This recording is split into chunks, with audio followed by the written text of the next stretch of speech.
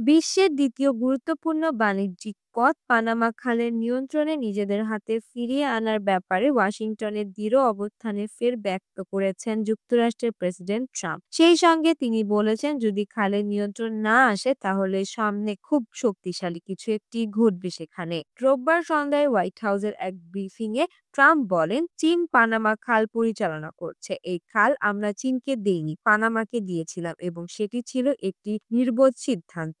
আমরা সেই খাল ফের নিজেদের নিয়ন্ত্রণে ফিরিয়ে আনবো এবং আনবই। যদি তা না ঘটে তাহলে খুব শক্তিশালী কিছু একটি ঘটবে। প্রসঙ্গত, মধ্য আমেরিকার দেশ পানামার ভৌগোলিকভাবে উত্তর ও দক্ষিণ আমেরিকার সংযোগস্থলে অবস্থিত। প্রায় ৮২ কিলোমিটার দীর্ঘ এবং ১১০ ফুট প্রশস্ত এই খালটি আটলান্টিক ও প্রশান্ত মহাসাগরকে সংযুক্ত করেছে। চীন ও যুক্তরাষ্ট্র পানামা খাল সবচেয়ে বেশি ব্যবহার করে। গত ২৩ ডিসেম্বর প্রথমবার পানামা খাল দখলের হুঁশিয়ারি দেন ডোনাল্ড ট্রাম্প। অ্যারিজোনা অঙ্গরাজ্যের এক সমাবেশে ট্রাম্প বলেন, ওই খালের মালিকানা ও নিয়ন্ত্রণ পানামা ও তার জনগণের হাতে তুলে দেওয়া হয়েছিল এবং সেটি ছিল যুক্তরাষ্ট্রের। কিছু শর্তে পানামা তৎকালীন সরকারে রাজি হয়েছিল বলেই খালের নিয়ন্ত্রণ তাদের হাতে তুলে দেওয়া হয়, কিন্তু সেটি নিয়ন্ত্রণে পানামাকে প্রদানের আগে ওয়াশিংটন বলেছিলেন, যেসব শর্তের ভিত্তিতে এ পদক্ষেপ নেওয়া হয়েছে সেগুলো যদি পূর্ণ না হয় তাহলে খালের নিয়ন্ত্রণ ফের যুক্তরাষ্ট্রের কাছে ফিরে আসবে।